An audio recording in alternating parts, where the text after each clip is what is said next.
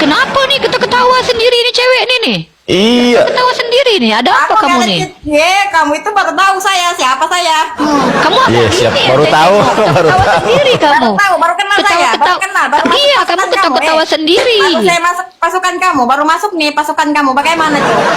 Kamu tidak terima? Terima kan tidak terima? Sudah bertahun-tahun main TikTok tetap kalah juga. Kenapa kamu? Kamu sakit hati sama laki-laki muslim? Tiga minggu per TikTok sudah menang saya. Halo semuanya, kita kembali mereaction video TikTok. Pada video ini kita mereaction video dari Lina yang berdebat dengan Nandar dan Unirifa. Ya kalian tahu bahwa Nandar dengan Unirifa ini mereka termasuk orang-orang yang cukup luar biasa untuk membahas tentang agama Kristen. Tapi justru Lina mengetawain mereka. Kita juga akan mereaction video dari seorang ibu yang seorang Islam atau dia seorang Muslim.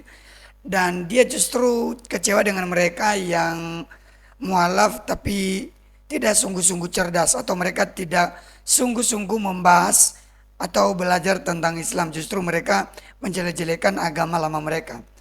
Dan ada video lainnya juga tentang penolakan gereja di Aceh. Oleh sebab itu, mari kita tonton video ini sampai selesai.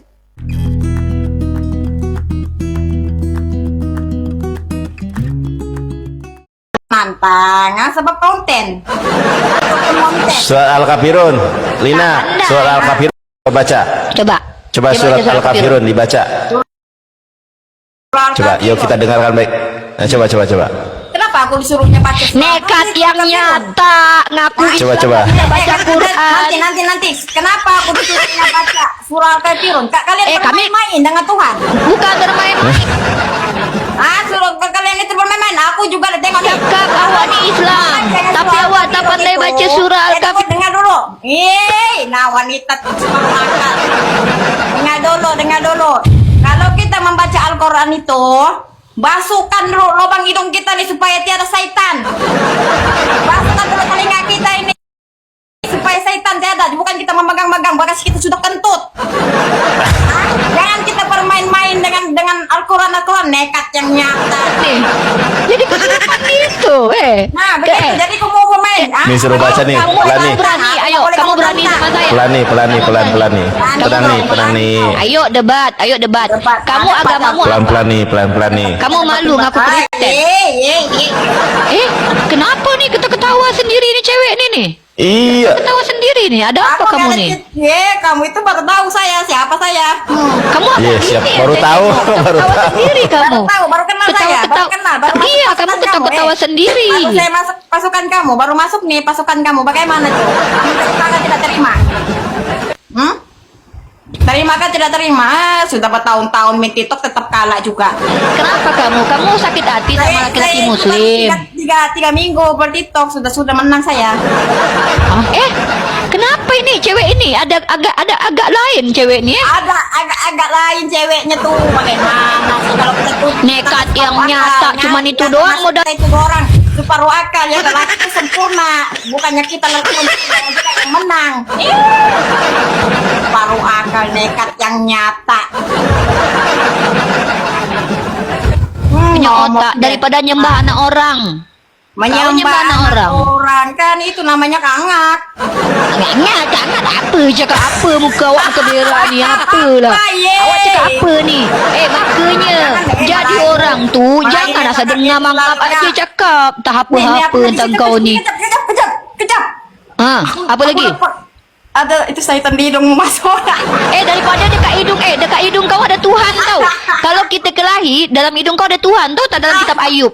Dalam kitab Ayub tahu kau? Kasih ikut lagi Tuhan. Tak apa hidung kami ada setan. Kalau kau kelahi dengan aku tunjuk hidung kau Tuhan kau kena. Nah kan banyak nih cakap. Ini namanya gara-gara ini broken dengan suaminya. Tiada perhatian kena suaminya. Perhatian sama si ompok. Perhatian sama si ompok.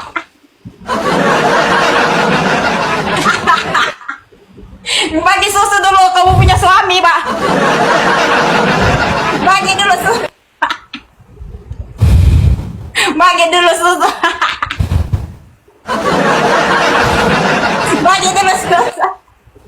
Bagi dulu susu, kamu punya suami. Lagi haus loh. yang nyata. Tunjuk jari itu tunjuk lagi. Slow nih. Ini menghadapi dia slow aja. Iya, nih. ketawa-ketawa Emang sendiri dia. rada-rada. Agak Slow aja, rada-rada slow dia. aja.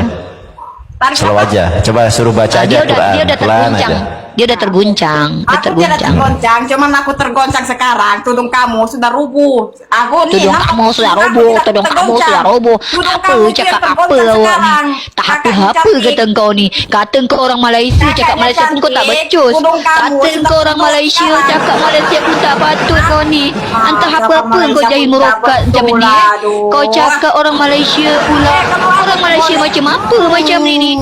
Banyak mulutnya. Toi. Lucu juga ya kalau Lina yang baru aja berdebat dengan Edis TV dan dia menjadi percaya, tapi justru dia mengecewain Nandar sama Unirifa. Ya lucu lah kalau justru dia yang dianggap orang yang baru saja mengakui percaya kepada Tuhan Yesus, tapi berdebat dengan mereka yang gembar-gembor membahas agama Kristen. Oke, kita next pada video berikutnya. Ya mohon maaf karena saya potong waktu kalian untuk menonton video ini. Sebentar aja ini kok nggak lama. Kalian bisa buka channel Bunga Kehidupan. Channel ini merupakan channel lain dari Yata Official karena saya sendiri sebagai adminnya. Dalam channel ini review alat musik. Tentu alat musik ini yang juga saya pakai dalam pelayanan seperti keyboard dan juga gitar. Kemudian ada sound system di sini. Kemudian di sini ada tebal-tebal kitab dan juga cover lagu rohani. Dalam video short ini ada Ayu yang nyanyi lagu rohani. Ayu ini suaranya wow banget, jadi kalian bisa nonton channel ini kalau kalian penasaran. Nanti saya berikan linknya di deskripsi video ini.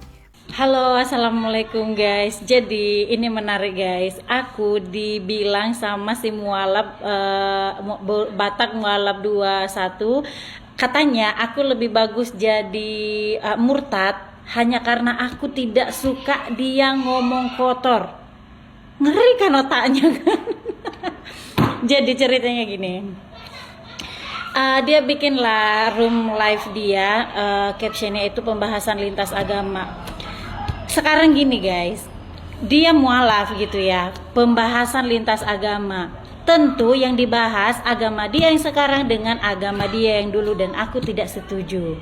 Maksudku, pelajari aja agamamu gitu. Kita tidak perlu membandingkan agama kita yang sebelumnya. Kalaupun kita membandingkan, cukup untuk menjadi bahan pertimbangan untuk diri kita sendiri, ya kan?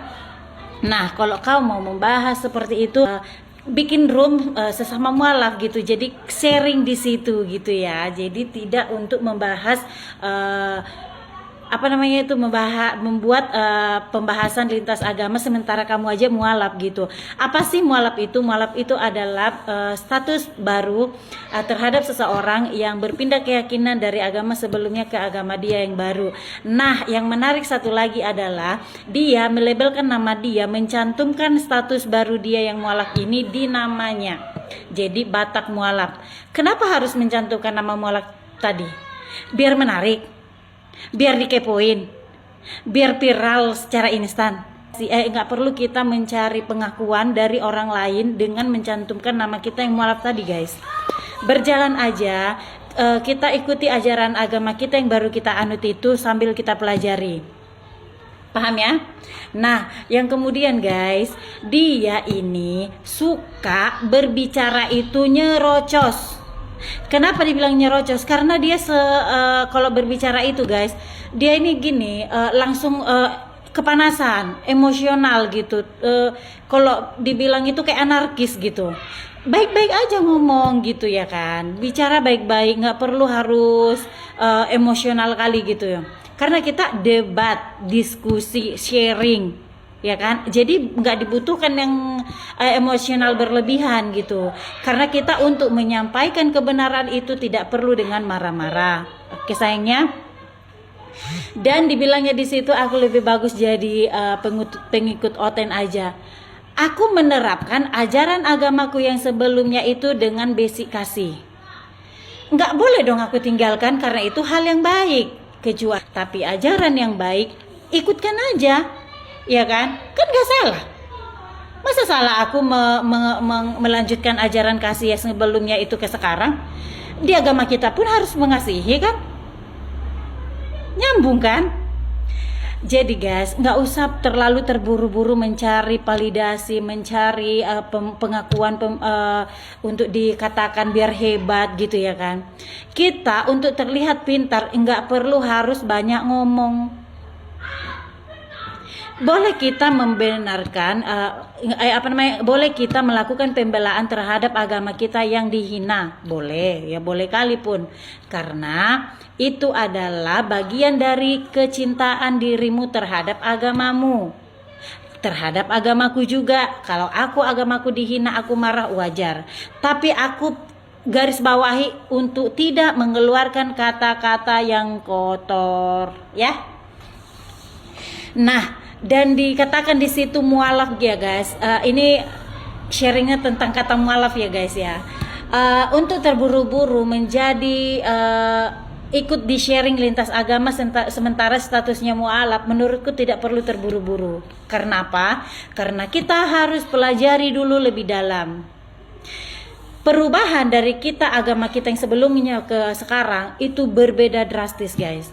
Dari pembacaan Al-Qur'an, dari pembacaan Alkitab yang bahasa Indonesia ke bahasa Al-Qur'an yang berbahasa Arab itu berbeda.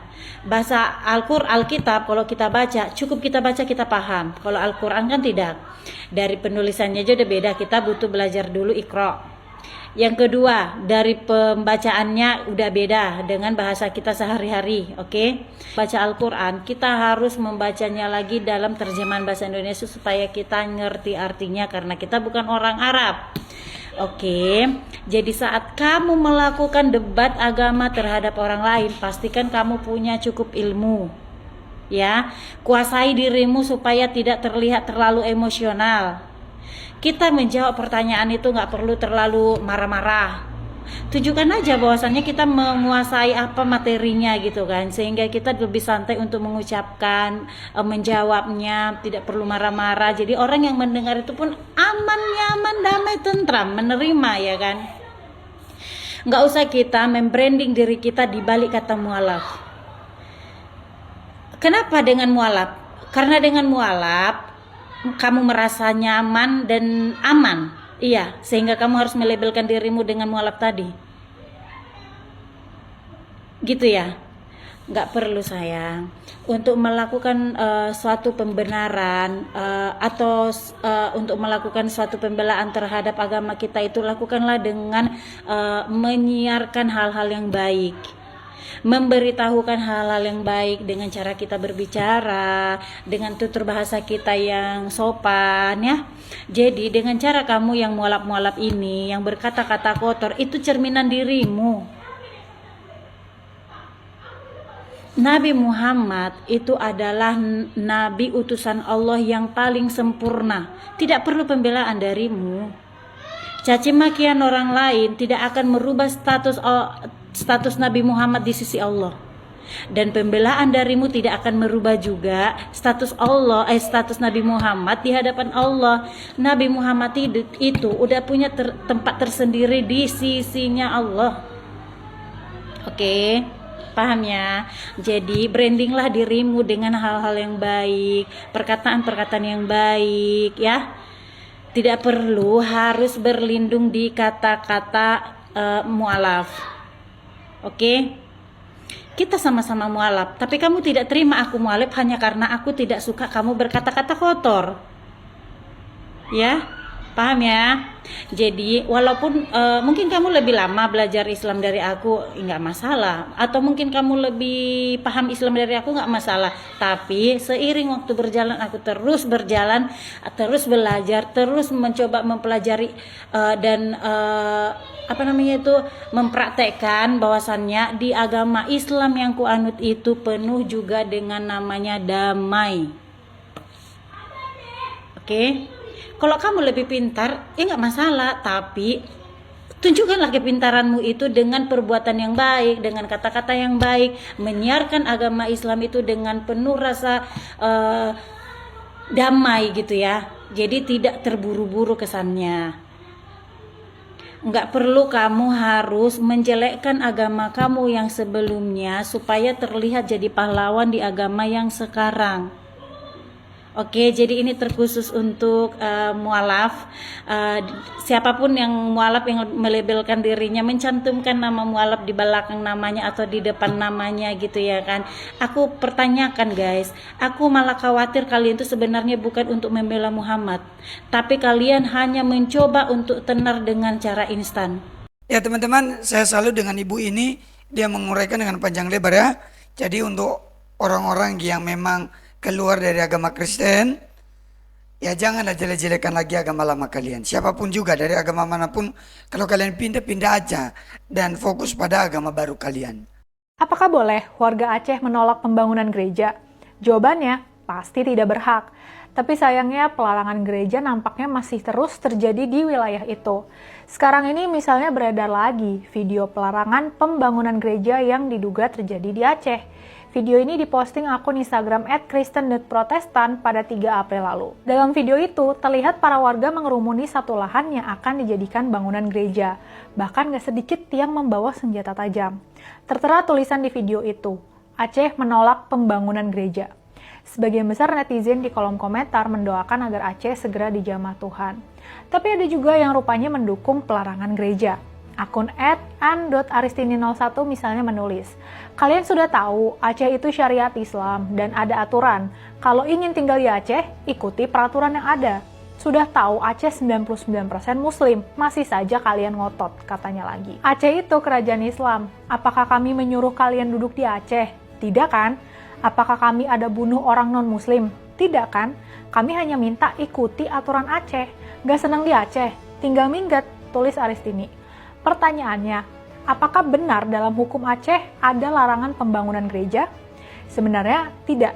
Dalam Undang-Undang Nomor 11 Tahun 2006 tentang Undang-Undang Pemerintah Aceh atau UUPA, Aceh diberi kewenangan menjalankan syariat Islam untuk Muslim. Aceh kemudian bikin peraturan daerah terkait syariat Islam yang dikenal dengan Konun atau Perda Syariah.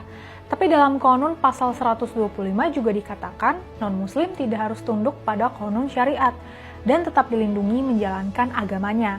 Memang ada beberapa konun yang sempat jadi sorotan.